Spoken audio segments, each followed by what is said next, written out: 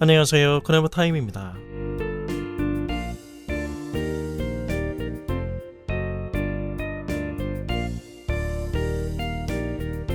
변화산의 영광을 뒤로하고 이튿날 예수님과 함께 제자들은 산을 내려옵니다. 그 영광 속에서의 경험을 계속 붙잡고 싶었던 베드로의 바람과는 달리 주님은 제자들이 지금 마땅히 있어야 할 곳, 즉 생존이라는 치열한 전투를 치르고 있는 삶의 연장으로 그들을 다시 데리고 들어가십니다. 전날의 감격이 힘겹고 버거운 현실 속으로 감추어지게 되는 것 같은 상황 속에서 제자들은 그들이 두 눈으로 목격한 예수님의 존재와 사역에 대한 이해를 이제 어떤 보고서로 삶에 제출할 것인가의 과제가 남아있는 것입니다. 숨겨졌던 주님의 영광과 권세를 잠시 두 눈으로 직접 보았던 세 명의 제자들에게 구름 속에서 들려왔던 하나님의 목소리는 예수님의 말을 들으라는 것이었습니다. 그리고 누가는 이렇게 기록합니다. 오직 예수만 보이더라. 예수, 그분에게서 시선을 떼지 않는 것, 제자들에게 던져진 영적 상황 보고서의 모범 답안입니다. 주님의 영광과 권세로 꽉 들어차 있던 변화산과는 달리 그 아래의 현실은 힘에 부치는 고통과 상실의 주제들로 가득 차 있음을 우리는 파괴적인 악한 영에 사로잡힌 외아들을 고쳐달라는 아버지의 절규 속에서 확인하게 됩니다. 자신의 파괴적인 힘을 이 연약한 아이를 통해 발산하는 이 악한 영이 지배하는 정황 속에서 산 아래 남은 제자들의 무능력은 아이를 사로잡은 결코 만만치 않은 귀신의 힘과 그로 인한 상황의 심각성을 반증해주고 있습니다.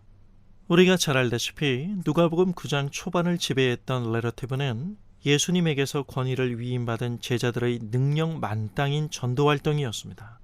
그런데 병든 자를 고치며 귀신들을 제어했던 제자들의 그 자신감 넘치는 모습은 대체 어디로 가고 지금 무기력하게 주저앉는 좌절된 제자들의 모습을 목도하는 건 무엇 때문일까요?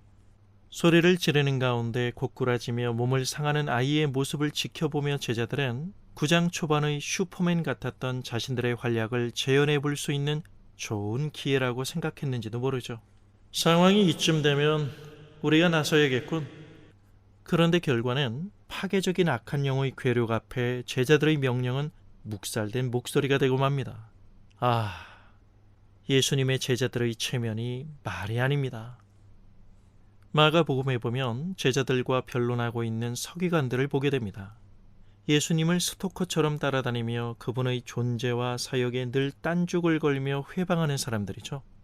고통을 당하는 자 앞에서 자신들의 전통적인 종교적 논리에 기대어 해묵은 오만을 늘어놓으며 이런저런 진단과 설명은 하지만 그러나 그것을 본질적으로 바꾸지 못하는 종교 지도자들.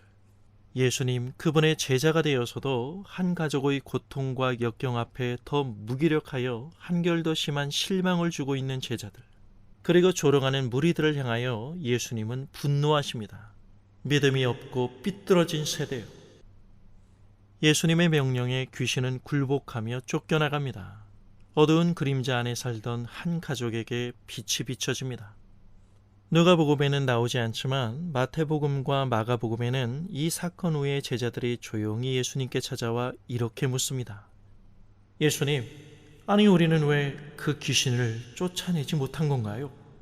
그 이유를 마태는 믿음이 약한 것을, 마가는 기도하지 않은 것을 지적합니다.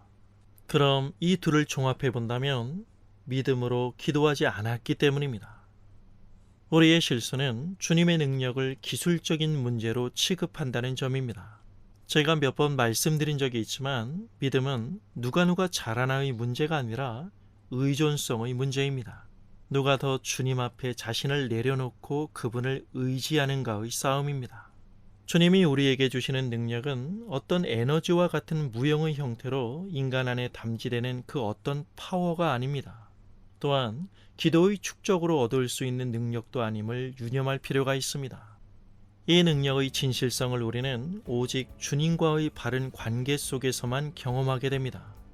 왕년에 자신이 어떤 신비로운 체험을 했든 앉은 자리에서 몇 시간의 기도도 끄떡없이 지겨움 없이 해낼 수 있는 영웅들이 재구성하는 영적 무협지가 아닙니다. 단 몇 번의 체험이 매일매일 순간순간의 주님과의 동행을 대신할 수는 없는 것입니다.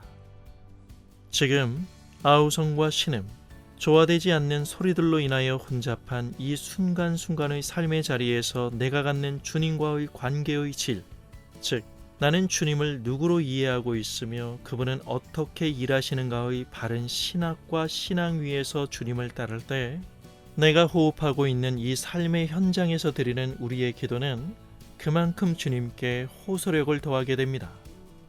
참된 능력은 주님과의 바른 관계에 있습니다.